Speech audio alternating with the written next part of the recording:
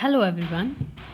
ਇਹ ਸਾਡੀ minimum Maxima part 3 ਹੈ ਬੱਚੇ। ਇਸ ਤੋਂ ਪਹਿਲਾਂ ਅਸੀਂ ਵੀਡੀਓ ਦੇ ਵਿੱਚ ਮਿਨੀਮਮ ਮੈਕਸਿਮਾ ਦੀ ਡੈਫੀਨੇਸ਼ਨ, ਉਹਦੇ ਕਨਸੈਪਟ ਬਾਰੇ ਜਾਣ ਚੁੱਕੇ ਹਾਂ। ਉਸ ਤੋਂ ਬਾਅਦ ਅਸੀਂ ਦੇਖਿਆ ਸੀ ਕਿ ਮਿਨੀਮਮ ਮੈਕਸਿਮਾ ਫਾਈਂਡ ਕਰਨ ਦੇ ਲਈ ਸਾਡੇ ਕੋਲ ਦੋ ਮੈਥਡ ਹੁੰਦੇ ਆ, first order derivative method and second order derivative method. ਜੋ ਸੈਕੰਡ ਆਰਡਰ ਡੈਰੀਵੇਟਿਵ ਮੈਥਡ ਸੀ ਅਸੀਂ ਇਹਦੇ ਸੈਕੰਡ ਪਾਰਟ ਦੇ ਵਿੱਚ ਕੀਤਾ ਸੀ।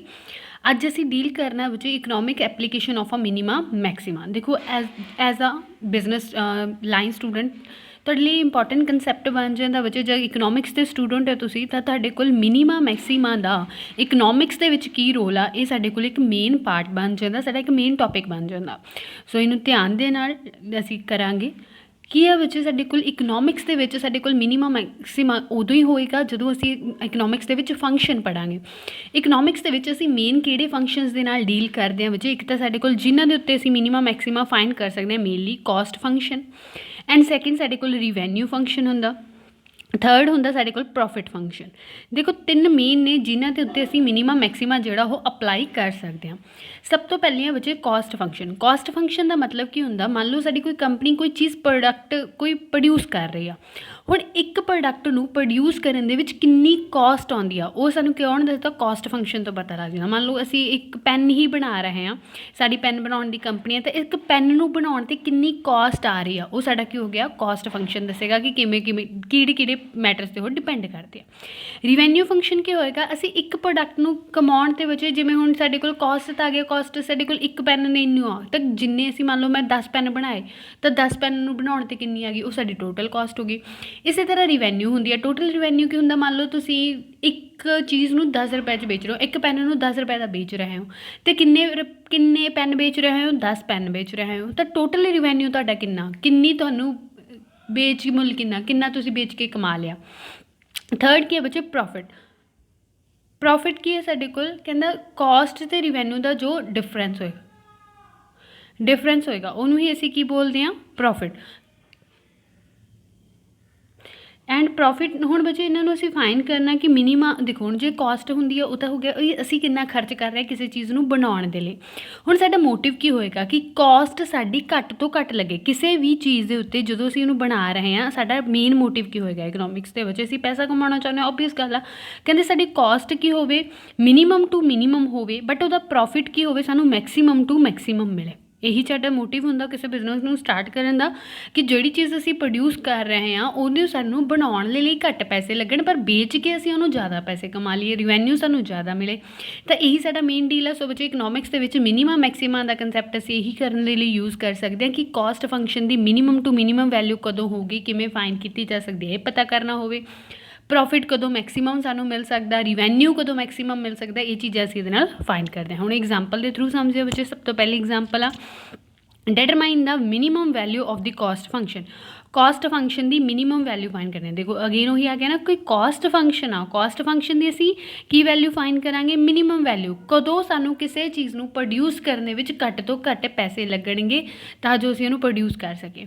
ਹੁਣ ਕਾਸਟ ਫੰਕਸ਼ਨ ਵਿੱਚ ਸਾਨੂੰ ਕੀ ਹੁੰਦਾ? ਮੇਨ ਸਾਡੇ ਕੋਲ ਕੁਆਂਟਿਟੀ ਅਤੇ ਪ੍ਰਾਈਸ ਦੀ ਫਾਰਮ ਦੇ ਵਿੱਚ ਸਾਡੇ ਕੋਲ ਗਿਵਨ ਹੁੰਦਾ। ਤਾਂ ਇੱਥੇ ਸਾਨੂੰ ਕਾਸਟ ਫੰਕਸ਼ਨ ਦੇ ਰੱਖਿਆ ਕਿੰਨਾ ਬੱਚੇ? ਕਿਊ ਸਕੇਅਰ -4Q + 100।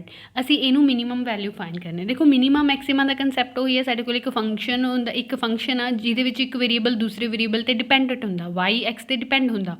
ਫਿਰ ਅਸੀਂ ਕੀ ਕਰਦੇ ਹਾਂ? ਜਾਂ ਤਾਂ ਉਹਦਾ ਫਸਟ ਆਰਡਰ ਡੈਰੀਵੇਟਿਵ ਟੈਸਟ ਲਾਉਂਦੇ ਹਾਂ ਜਾਂ second order derivative. First order ਕੀ ਸੀ ਇਹਦਾ? ਇੱਕ ਵਾਰੀ ਡੈਰੀਵੇਟਿਵ ਕਰੋ, ਇਕੁਅਲ ਟੂ 0 ਰੱਖੋ, ਵੈਲਿਊਜ਼ ਆਉਣਗੀਆਂ ਉਹਨੂੰ, ਅਤੇ ਉੱਤੇ ਵੈਲਿਊ ਚੈੱਕ ਕਰੋ ਕਿ ਡੈਰੀਵੇਟਿਵ ਦੀ ਨੈਗੇਟਿਵ ਤੋਂ ਪੋਜ਼ੀਟਿਵ ਚੇਂਜ ਹੋ ਰਹੀ ਹੈ ਜਾਂ ਪੋਜ਼ੀਟਿਵ ਤੋਂ ਨੈਗੇਟਿਵ ਚੇਂਜ ਹੋ ਰਹੀ ਹੈ, ਜਾਂ ਫਿਰ ਅਸੀਂ ਸੈਕਿੰਡ ਆਰਡਰ ਫਾਈਂਡ ਕਰ ਸਕਦੇ ਹਾਂ।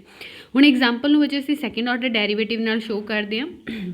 ਦੇਖੋ ਸਭ ਤੋਂ ਪਹਿਲਾਂ ਸਾਨੂੰ ਕੀ ਦੇ ਰੱਖਿਆ ਵਿੱਚ? ਕਾਸਟ। ਕਹਿੰਦਾ ਸੀ ਕਿਹਦੇ ਇਕੁਅਲ ਆ? ਕਿਊ ਸਕੇਅਰ -4Q + 100। ਠੀਕ, ਇਸ ਦਾ ਮਤਲਬ ਸਾਡਾ ਕਾਸਟ ਕੀ 'ਤੇ ਡਿਪੈਂਡ ਕਰਦੀ ਹੈ ਵਿੱਚ? ਸਾਡੀ ਕੁਆਂਟਿਟੀ 'ਤੇ ਡਿਪੈਂਡ ਕਰ ਰਹੀ ਆ। ਸੀ ਕੀ ਹੋ ਗਿਆ? ਡਿਪੈਂਡੈਂਟ ਵੇਰੀਏਬਲ ਹੋ ਗਿਆ। ਕਿਹਦੇ ਉੱਤੇ? ਕੁਆਂਟਿਟੀ 'ਤੇ, ਕਿਊ 'ਤੇ। ਕਈ ਵਾਰੀ ਵਿੱਚ ਕਿਊ ਦੀ ਥਾਂ 'ਤੇ ਐਕਸ ਵੀ ਦਿੱਤਾ ਹੁੰਦਾ, ਉਹ ਕੋਈ ਮੈਟਰ ਨਹੀਂ, ਉਹਨੂੰ ਕਈ ਵਾਰੀ ਐਕਸ ਨਾਲ ਕੁਆਂਟਿਟੀ ਨੂੰ ਡੋਨੇਟ ਕੀਤਾ ਹੁੰਦਾ, ਦੈਟਸ ਨਾਟ ਪ੍ਰੋਬਲਮ। ਹੁਣ ਅਸੀਂ ਕੀ ਕਰਨਾ ਵਿੱਚ? ਕਹਿੰਦਾ ਇਸ ਸੀ ਦਾ ਡੈਰੀਵੇਟਿਵ ਕਰਨਾ with respect to Q. C ਦਾ ਡੈਰੀਵੇਟਿਵ ਦਾ symbol dC/dQ is equal with respect to Q. ਤਾਂ ਬੱਚੇ ਜਿਵੇਂ ਐਕਸ ਸਕੇਅਰ ਦਾ ਡੈਰੀਵੇਟਿਵ 2x ਹੁੰਦਾ ਸੀ, ਕਿਉਂਕਿ ਉਸ ਟਾਈਮ ਅਸੀਂ ਵਿਦ ਰਿਸਪੈਕਟ ਟੂ ਐਕਸ ਕਰਦੇ ਸੀ। ਇੱਥੇ ਕਿਊ ਸਕੇਅਰ ਦਾ ਡੈਰੀਵੇਟਿਵ ਕੀ ਹੋਏਗਾ? ਪਾਵਰ ਰੂਲ, ਪਾਵਰ ਅੱਗੇ ਆ ਜਾਏਗੀ, ਇਹਦੀ ਪਾਵਰ ਇੱਕ ਰਿਡਿਊਸ ਹੋ ਜਾਏਗੀ 2 - 1। मतलब 1 ही रह गया, माइनस उस तो बाद बचे 4Q, 4 एज इट इज़ क्योंकि कॉन्सटेंट ਦੀ ਪ੍ਰੋਡਕਟ ਹੋਇਆ Q ਨਾਲ, Q ਦਾ ਡੈਰੀਵੇਟਿਵ ਜਿਵੇਂ x ਦਾ ਡੈਰੀਵੇਟਿਵ 1 ਹੁੰਦਾ ਸੀ, Q ਦਾ ਡੈਰੀਵੇਟਿਵ 1, ਕੌਂਸਟੈਂਟ ਟਰਮ ਬਚੇ ਦਾ ਡੈਰੀਵੇਟਿਵ 0। ਸੋ ਸਾਡੇ ਕੋਲ ਫਸਟ ਆਰਡਰ ਡੈਰੀਵੇਟਿਵ ਕੀ ਆ ਗਿਆ 2Q ਦੀ ਪਾਵਰ 1 ਮਾਈਨਸ 4। ਹੁਣ ਅਗਲਾ ਸਟੈਪ ਕੀ ਸੀਗਾ, ਕਹਿੰਦੇ ਜਿਹੜਾ ਫਸਟ ਆਰਡਰ ਡੈਰੀਵੇਟਿਵ ਆਇਆ ਬੱਚੇ ਉਹਨੂੰ ਇਕੁਅਲ ਟੂ ਕਿਹਦੇ ਰੱਖ ਲਓ 0 ਦੇ, ਉਹਦੇ ਵਿੱਚੋਂ Q ਦੀ ਵੈਲਿਊ ਕੱਢੋ। ਦੇਖੋ ਇਹਨੂੰ ਇਕੁਅਲ ਟੂ 0 ਰੱਖਿਆ ਆ ਗਿਆ 2Q is equal to 4, Q ਦੀ ਵੈਲਿਊ ਕਿੰਨੀ ਆ ਗਈ 4/2 is equal to 2। So Q ਦੀ ਵੈਲਿਊ ਕਿੰਨੀ ਆ ਗਈ ਸਾਡੇ ਕੋਲ 2। ਹੁਣ ਇਹ ਤਾਂ ਹੋ ਗਿਆ ਸਾਡੇ ਕੋਲ ਇਹਦਾ ਇਹਦੀ Q ਦੀ ਵੈਲਿਊ। ਹੁਣ ਚੈੱਕ ਕਰਨੀ ਹੈ ਬੱਚੇ ਕਿ ਇਹ ਵੈਲਿਊ ਸਾਨੂੰ ਕਾਸਟ ਦੀ ਮਿਨੀਮਮ ਵੈਲਿਊ ਦਿੰਦੀ ਆ ਕਿ ਮੈਕਸੀਮਮ ਵੈਲਿਊ ਦਿੰਦੀ ਆ। ਹੁਣ ਇਹਦੇ ਲਈ ਅਸੀਂ ਬੱਚੇ ਸੈਕਿੰਡ ਆਰਡਰ ਡੈਰੀਵੇਟਿਵ ਦਾ ਟੈਸਟ ਕਰਾਂਗੇ। ਜੇਕਰ ਨਹੀਂ ਕਿਸੇ ਨੇ ਦੇਖਿਆ ਤਾਂ ਇਹ ਤੋਂ ਪਹਿਲੀ ਵੀਡੀਓ ਮਿਨੀਮਮ ਮੈਕਸੀਮਮ ਦਾ ਸੈਕਿੰਡ ਆਰਡਰ ਡੈਰੀਵੇਟਿਵ ਪਾਰਟ 'ਚ ਜਾਓ, ਉੱਥੇ ਬੱਚੇ ਉਹਨੂੰ ਡਿਟੇਲ 'ਚ ਡਿਸਕਸ ਕੀਤਾ ਹੋਇਆ। ਕਹਿੰਦੇ ਹੁਣ ਅਸੀਂ ਅਗਲਾ ਸਟੈਪ ਕੀ ਕਰਨਾ, ਜਦੋਂ ਅਸੀਂ Q ਦੀ ਵੈਲਿਊ ਨਿਕਲ ਆਈ ਤਾਂ ਅਸੀਂ ਇੱਕ ਵਾਰੀ ਫੰਕਸ਼ਨ ਦਾ ਡੈਰੀਵੇਟਿਵ ਹੋਰ ਕਰਨਾ। ਦੇਖੋ ਫਸਟ ਆਰਡਰ ਡੈਰੀਵੇਟਿਵ ਆਇਆ ਸੀ, ਇਹਦਾ ਇੱਕ ਵਾਰੀ ਵਿਦ ਰਿਸਪੈਕਟ ਟੂ Q ਹੋਰ ਡੈਰੀਵੇਟਿਵ ਕਰ ਦਿਓ। ਇਹਦਾ ਸਿੰਬਲ ਕੀ ਆ ਜਾਏਗਾ dc/dq ਦੀ square is equal to 2Q ਦੀ ਪਾਵਰ 2। ਬੱਚੇ 2Q ਦੀ ਪਾਵਰ 2 ਡੈਰੀਵੇਟਿਵ 2 ਤਾਂ ਐਜ਼ ਇਟ ਇਜ਼, Q ਦਾ ਡੈਰੀਵੇਟਿਵ 1, 4 ਕੌਂਸਟੈਂਟ ਆ 0, ਅਗੇਨ 0, ਤਾਂ ਬਚਿਆ ਕਿ ਸਾਡੇ ਕੋਲ ਸਿਰਫ ਔਰ ਸਿਰਫ 2। ਅੱਗੇ ਕੀ ਸੀ, ਕਹਿੰਦਾ ਜੇਕਰ ਸਾਡੇ ਕੋਲ derivative second order derivative positive ਆ ਜਾਵੇ ਤਾਂ ਉਸ ਵੈਲਿਊ 'ਤੇ ਉਸ ਪੁਆਇੰਟ 'ਤੇ ਸਾਨੂੰ ਫੰਕਸ਼ਨ ਕੀ ਦਿੰਦਾ, ਮਿਨੀਮਮ ਵੈਲਿਊ ਦਿੰਦਾ। ਹੁਣ ਦੇਖੋ ਇੱਥੇ ਸਾਡੇ ਕੋਲ ਸੈਕਿੰਡ ਆਰਡਰ ਡੈਰੀਵੇਟਿਵ ਕਿੰਨਾ ਆਇਆ 2, ਤਾਂ ਇਸ ਦਾ ਮਤਲਬ Q ਦੀ ਵੈਲਿਊ ਜਦੋਂ 2 ਸੀ ਤਾਂ ਸਾਡਾ ਜਿਹੜਾ ਫੰਕਸ਼ਨ ਆ ਕਾਸਟ ਫੰਕਸ਼ਨ ਉਹ ਸਾਨੂੰ ਕੀ ਦੇਗਾ, ਮਿਨੀਮਮ ਵੈਲਿਊ ਦੇਗਾ। ਇਹੀ ਸਾਡੇ ਕੋਲ ਸੈਕਿੰਡ ਆਰਡਰ ਡੈਰੀਵੇਟਿਵ ਦੀ ਕੰਡੀਸ਼ਨ ਸੀ। ਜੇਕਰ ਇਹਦਾ ਡੈਰੀਵੇਟਿਵ ਬੱਚੇ ਸੈਕਿੰਡ ਆਰਡਰ ਡੈਰੀਵੇਟਿਵ ਨੈਗੇਟਿਵ ਆ ਜਾਂਦਾ ਤਾਂ ਅਸੀਂ ਕਹਿੰਦੇ ਕਿ ਆ Q ਪੁਆਇੰਟ 'ਤੇ ਸਾਨੂੰ ਕੀ ਮਿਲਣੀ ਆ, ਮੈਕਸੀਮਮ ਵੈਲਿਊ ਮਿਲਣੀ ਆ। ਹੁਣ ਸਾਨੂੰ 2 ਤੇ ਮਿਨੀਮਮ ਵੈਲਿਊ ਮਿਲੇਗੀ। ਸੋ ਸਾਡਾ ਇੱਥੇ ਤੱਕ ਦਾ ਕਲੀਅਰ ਹੈ ਕਿ ਹਾਂਜੀ ਸਾਨੂੰ ਇਸ 2 ਤੇ Q ਤੇ ਮਿਨੀਮਮ ਵੈਲਿਊ। ਹੁਣ ਕਾਸਟ ਮਿਨੀਮਮ ਹੋਏਗੀ ਕਿੰਨੀ, ਤਾਂ ਜੋ ਸਟੇਟਮੈਂਟ ਦਿੱਤੀ ਹੋਈ ਹੈ ਬੱਚੇ C is equal to Q square minus 4Q plus 100। ਇਹਦੇ ਵਿੱਚ Q ਦੀ ਪਲੇਸ 'ਤੇ ਕੀ ਭਰ ਦੇਣਾ ਸੀ ਨੇ 2 ਸਬਸਟੀਟਿਊਟ, 2 ਦੀ ਸਕੁਅਰ ਮਾਈਨਸ 4 2 ਪਲੱਸ ਆਫ 100, ਤਾਂ ਸੋਲਵ ਕਰਕੇ ਕਿੰਨਾ ਆ ਜਾਏਗਾ ਬੱਚੇ 4 minus 8 plus of 100 and minus 4 plus of 100 is equal to 96। So ਸਾਡੇ ਕੋਲ ਘੱਟ ਤੋਂ ਘੱਟ ਬੱਚੇ ਅਸੀਂ ਕਿਸੇ ਪ੍ਰੋਡਕਟ ਨੂੰ ਫਾਈਂਡ 96 ਕਾਸਟ ਦੀ ਜਿਹੜੀ ਯੂਜ਼ ਕਰ ਸਕਦੇ, ਸਾਡੀ ਮਿਨੀਮਮ ਟੂ ਮਿਨੀਮਮ ਵੈਲਿਊ ਆ ਜਿਹੜੀ ਉਹ ਹੋਏਗੀ। ਇਸ ਤਰ੍ਹਾਂ ਅਸੀਂ ਕਾਸਟ ਨੂੰ ਮਿਨੀਮਮ ਫਾਈਂਡ ਕਰ ਸਕਦੇ ਹਾਂ ਬੱਚੇ। ਇਹ ਸੀਗਾ ਸਿੰਪਲ ਜਦੋਂ ਸਾਨੂੰ ਕਾਸਟ ਦਿੱਤੀ ਹੋਵੇ। ਪਰ ਹੁਣ ਇੱਕ ਸਾਡੇ ਕੋਲ ਹੋਰ ਇਹਦੇ ਨਾਲ ਕੰਸੈਪਟ ਜੁੜ ਜਾਂਦਾ ਬੱਚੇ ਐਵਰੇਜ ਕਾਸਟ ਦਾ। ਐਵਰੇਜ ਕਾਸਟ ਕੀ ਹੁੰਦੀ ਆ, ਜਦੋਂ ਅਸੀਂ ਸਿੰਪਲੀ ਬੱਚੇ ਇੱਕ ਤਾਂ ਟੋਟਲ ਕਾਸਟ ਹੋ ਗਈ ਵੀ ਸਾਡੇ ਕੋਲ ਇੰਨੇ ਪ੍ਰੋਡਕਟ ਨੇ, ਅਸੀਂ ਇੱਕ ਇੰਨੇ 'ਚ ਬਣਾਉਂਦੇ ਹਾਂ, 10 ਇੰਨੇ 'ਚ ਬਣਾਇਆ, ਉਹ ਹੋ ਗਈ ਟੋਟਲ ਕਾਸਟ। ਐਵਰੇਜ ਇੱਕ ਨੂੰ ਬਣਾਉਣ ਦੇ ਲਈ ਕਿੰਨਾ ਖਰਚਾ ਹੋ ਰਿਹਾ, ਜਿਵੇਂ ਹੁਣ ਸਾਡੇ ਕੋਲ ਟੋਟਲ ਕਾਸਟ ਦਾ ਫਾਰਮੂਲਾ ਤਾਂ ਇਹ ਹੁੰਦਾ ਬੱਚੇ P multiply Q, price into quantity. ਤਾਂ ਫਿਰ ਸਾਡੇ ਕੋਲ ਐਵਰੇਜ ਕਾਸਟ ਕਿੰਨੀ ਹੁੰਦੀ ਆ, PQ ਅਪੋਨ Q ਨਾਲ Q cancel equal to P। ਜੋ ਪ੍ਰਾਈਸ ਹੁੰਦਾ ਸਾਡੀ ਉਹੀ ਐਵਰੇਜ ਕਾਸਟ ਹੁੰਦੀ ਹੈ। ਕਈ ਵਾਰੀ ਸਾਨੂੰ ਬੱਚੇ ਸਮ 'ਚ ਇਹ ਹੁੰਦਾ ਕਿ ਐਵਰੇਜ ਕਾਸਟ ਮਿਨੀਮਮ ਕਦੋਂ ਹੋਏਗੀ, ਇਹ ਚੀਜ਼ ਫਾਈਂਡ ਕਰੋ। ਤਾਂ ਉਸ ਟਾਈਮ ਅਸੀਂ ਇਹਦਾ ਯੂਜ਼ ਕਰਾਂਗੇ ਕਿ ਜੇ ਸਾਨੂੰ ਟੋਟਲ ਕਾਸਟ ਦਿੱਤੀ ਹੋਈ ਆ ਉਹਨੂੰ ਅਸੀਂ Q ਨਾਲ ਡਿਵਾਈਡ ਕਰ ਲਿਆ ਕਰਾਂਗੇ ਅਤੇ ਐਵਰੇਜ ਕਾਸਟ ਨਿਕਲਿਆ ਕਰੂ, ਫਿਰ ਉਹਦੀ ਵੈਲਿਊ ਕੀ ਕਰਿਆ ਕਰਾਂਗੇ, ਮਿਨੀਮਮ। ਜਿਵੇਂ ਕਿ ਨੈਕਸਟ ਐਗਜ਼ਾਮਪਲ ਦੇਖਦੇ ਹਾਂ। एग्जाम्पल नंबर 3 है बच्चे साढ़े कोल, if the cost function is given by C is equal to x cube minus 4x square plus 7x। देखो इतने वही गल आ गई, इतने सानू जी क्वांटिटी आ वो क्यू च ना दे के एक्स की फॉर्म च दिती हुई है। टोटल फंक्शन दिता होया बच्चे TC की value x cube minus 4x square plus of 7x। Find at the level of output the average cost is minimum. देखो हुण इत्थे किहड़ा वर्ड आ गया, एवरेज कॉस्ट। सो एवरेज कॉस्ट नूं मिनिमम करना। हुण बच्चे पहलां तां सानूं एवरेज कॉस्ट कड्ढनी पैनी है। एवरेज कॉस्ट की हुंदी आ TC अपॉन एक्स। जे कह लो सीधा ही कि TC की हुंदा PX अपॉन एक्स, तो कट करके जी P बचूगी वही साढ़े कोल एवरेज कॉस्ट। हुण इनू लिख लो, कहता TC की वैल्यू कितनी x cube minus 4x square plus of 7x upon x. उपर एक्स कॉमन निकलता तो अगे आ जाए x square minus 4x plus of 7 upon x. X नाल एक्स कैंसल। सो AC की वैल्यू कितनी आ गई साढ़े कोल x square minus 4x plus of 7। बच्चे एवरेज कॉस्ट कढ़ ली असी ने टोटल कॉस्ट तो उन्होंने डिवाइड बाय एक्स करके। हुण की करना, इस एवरेज कॉस्ट नूं मिनिमम करना। बच्चे एवरेज कॉस्ट मिनिमम अगेन वही कंसैप्ट है कि एवरेज कॉस्ट का डेरीवेटिव करो विद रिस्पैक्ट टू एक्स, तो उस तो बाद उन्होंने इक्वल टू 0 रख लो। देखो हुण जिहड़ी साडे कोल एवरेज कॉस्ट आई आ, असीं इहदा डेरीवेटिव करना, first order derivative with respect to X. Average cost कितनी आई सी बच्चे x square minus 4x plus 7। इहदा विद रिस्पैक्ट टू डेरीवेटिव कर दो एक्स, तो एक्स स्क्वायर का डेरीवेटिव 2x, 4x ਦਾ ਡੈਰੀਵੇਟਿਵ 4, अगला स्टैप इनू इक्वल टू 0 रख के x की वैल्यू कितनी आ गई साढ़े कोल 2। अगेन बच्चों पिछले सेम ही आ रहा, x की वैल्यू कितनी आ गई 2। हुण इहदा एक बारी होर डैरीवेटिव करो, कहना सैकेंड ऑर्डर डैरीवेटिव 2x का डैरीवेटिव 2, 4 का डैरीवेटिव 0, ये तो पॉजिटिव आ गया सैकेंड ऑर्डर डैरीवेटिव। जेकर सैकेंड ऑर्डर डैरीवेटिव पॉजिटिव आ जाए तो उस पॉइंट ते सानू फंक्शन की दिंदा हुंदा मिनीमम वैल्यू।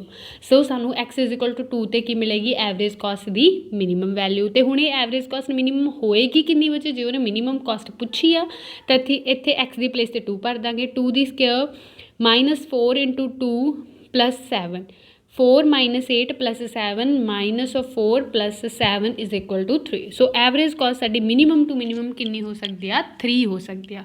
ये सीगी बच्चे साडे कोल किवें असीं एवरेज कॉस्ट नू मिनीमम करना, किवें असीं ने टोटल कॉस्ट नू की करना मिनीमम करना। कंसैप्ट सेम वही आ, मिनीमा ते मैक्सीमा दा बस थोड़ियां जी नोटेशनस बदल गई, उत्थे वाई ते एक्स की फॉर्म च हुंदा सी, इत्थे एक्स ते कॉस्ट एवरेज कॉस्ट जां कॉस्ट की फॉर्म च होएगा।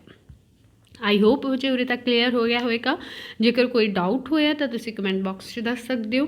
नैक्सट आपां हुण अगली टाइप देखते हैं रिवैन्यू दे लई। देखो बच्चे साडे कोल कॉस्ट की आ जो असी खर्चा करते हैं एक प्रोडक्ट नूं बनाउण च, रिवैन्यू की आ जो असी उस प्रोडक्ट नूं जदों बेचते हैं तो सानू कितना मिलदा, वो हो गया साडा रिवैन्यू। टोटल रिवैन्यू जिन्ने प्रोडक्टां नूं बेचे, 10 प्रोडक्ट तुसीं बनाए, तुसीं 10 नूं बेचता तो वो तो साडा कितना रिवैन्यू है, कितना तुसीं कमाया, तुहाडी कितनी इनकम आई, वो हो गया टोटल रिवैन्यू।